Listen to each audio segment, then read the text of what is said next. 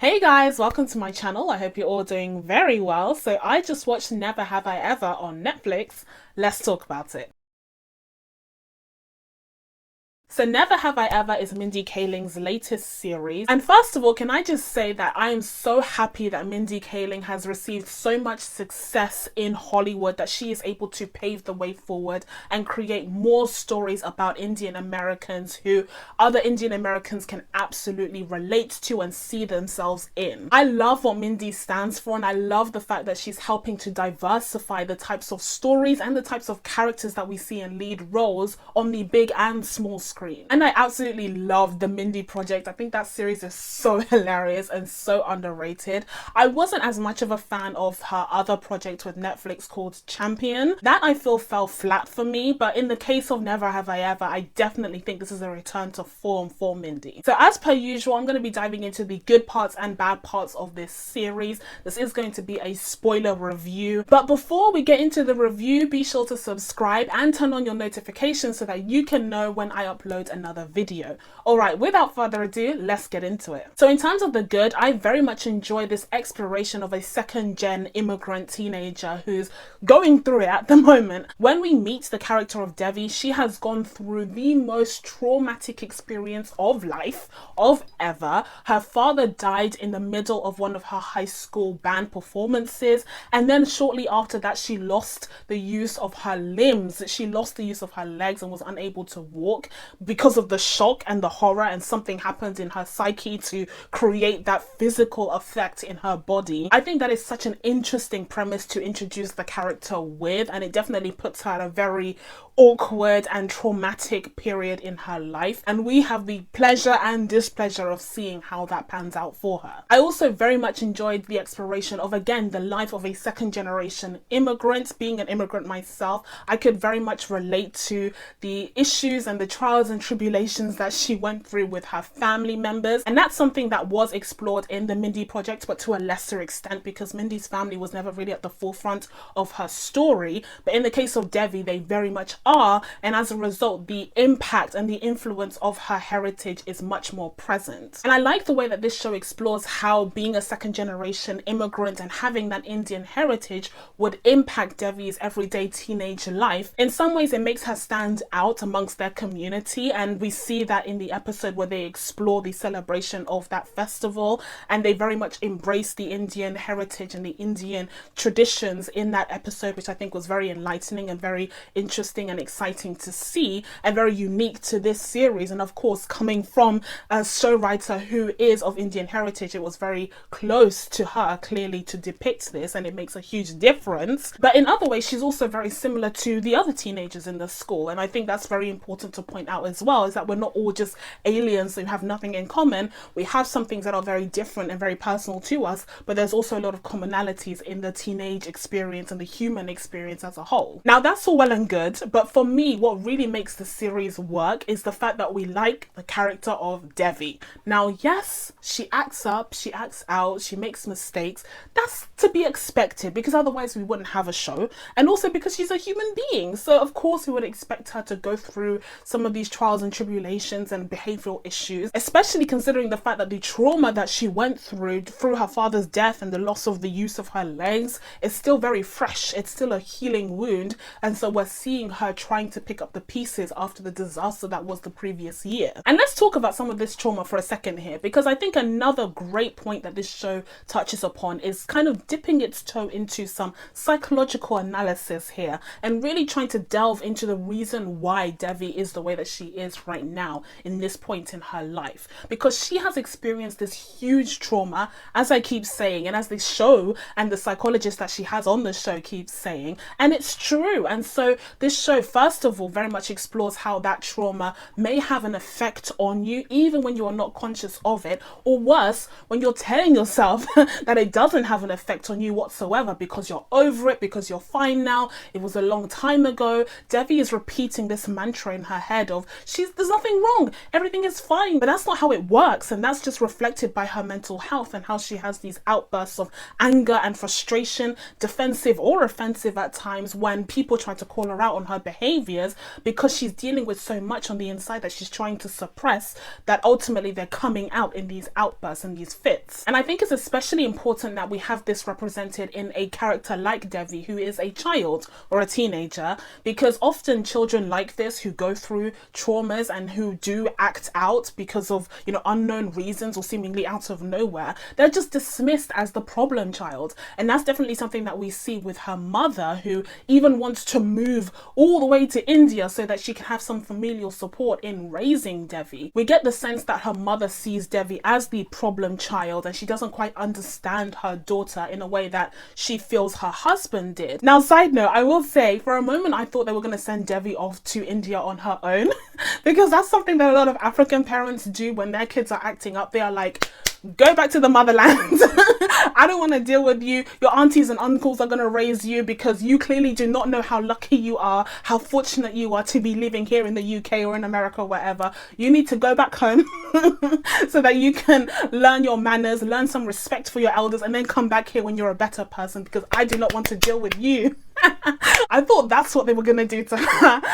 But the mum said that they were all going to pack up and move to India, which I think is pretty generous in comparison to what some African parents do. But anyways, another psychological aspect that this show very much emphasizes is that even though Devi does have the trauma and the pain and the suffering that she's going through right now, whether she wants to acknowledge it or not, that doesn't give her an excuse to be a terrible person. She still needs to work on herself. She still needs to have that character development and mental health development so that she can progress and become a better person, as opposed to regressing to someone who's just so bad at socializing with others and communicating with other people, and instead going behind their backs and lying and being deceitful and being hateful towards them. And I think that's such a positive message to have for this show that's directed towards a younger audience. Hopefully members of that audience who are going through a lot in their minds and in their own personal lives could perhaps see that whilst it is very important to acknowledge the trauma and the pain that you might be going through, it also doesn't give you an all-season pass to be an asshole. As for the other characters, I really enjoyed Kamala, Devi's beautiful cousin. I think she's the perfect representation of that cousin that everyone has, who's just doing so well, who's so perfect, and your mum keeps telling you,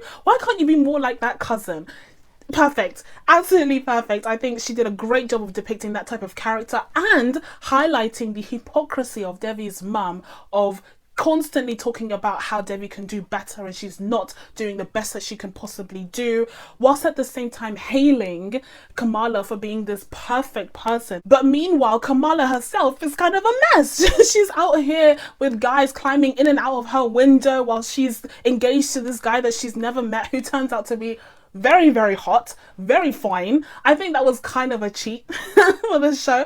I was half hoping that he would be like a terrible match for her, that he would be ugly or repulsive in terms of his personality or something. But he turned out to be this great guy.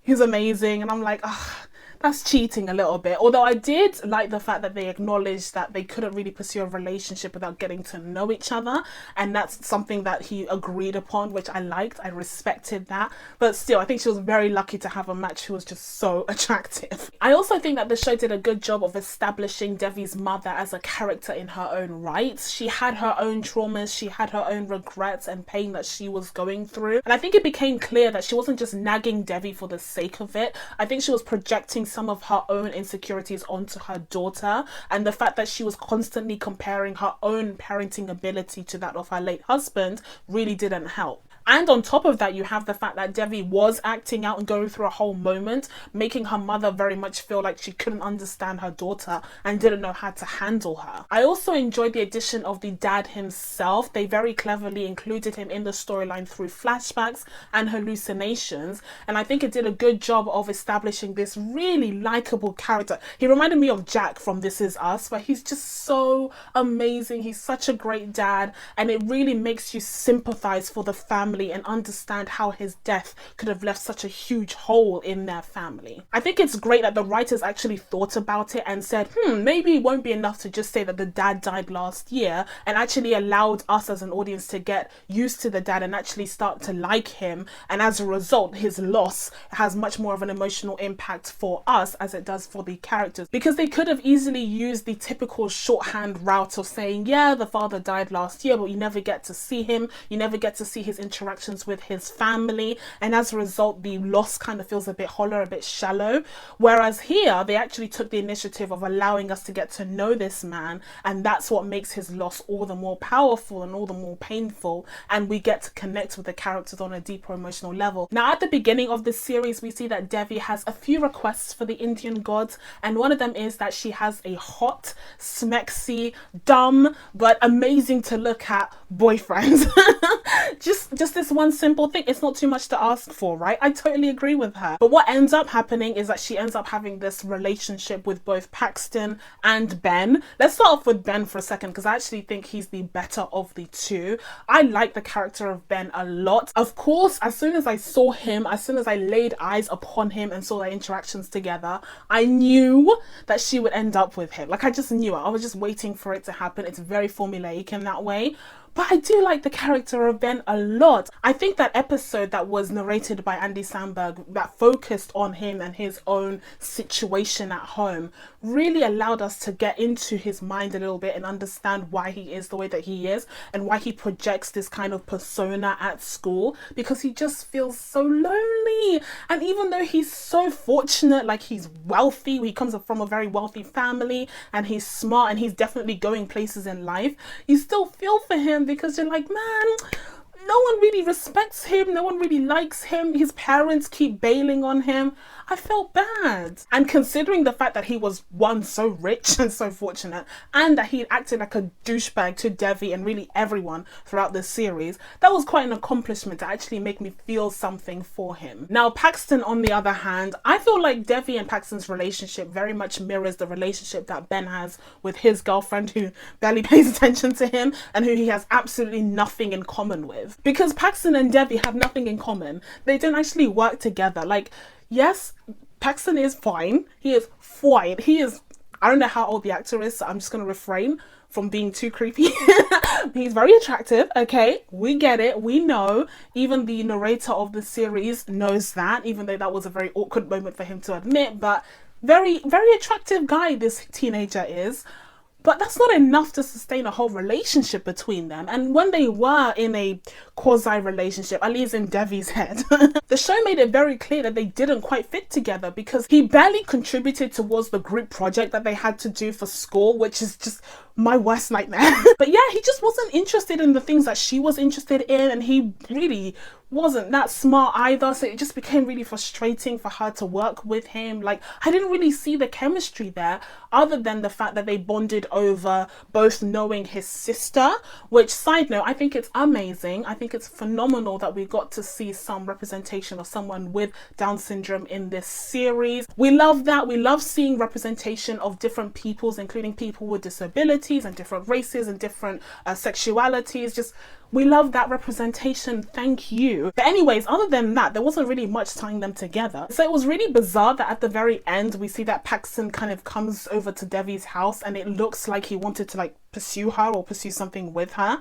And I'm guessing in the second season that will lead to like this love triangle situation going on, which is very cool for us, very dramatic, love to see it, but it doesn't really make sense in terms of the character of Devi, because they have nothing in common.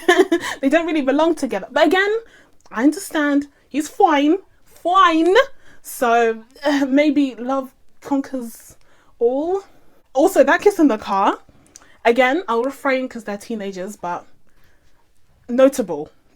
Speaking of representation, we also have the presence of a lesbian character in the form of Devi's friend Fabiola, who discovers that she's a lesbian throughout this series and goes through the process of coming out to her friends and to her family and finally living her best life with her crush. Again, we love to see the representation of different types of stories, with different types of characters, with different types of backgrounds. Love to see it. One of the best parts of living in 2020, one of the few good things about living in 2020. However, I will say that her being a lesbian isn't enough to really establish her as an interesting character. Outside of her sexuality, she's kind of just an ordinary nerd.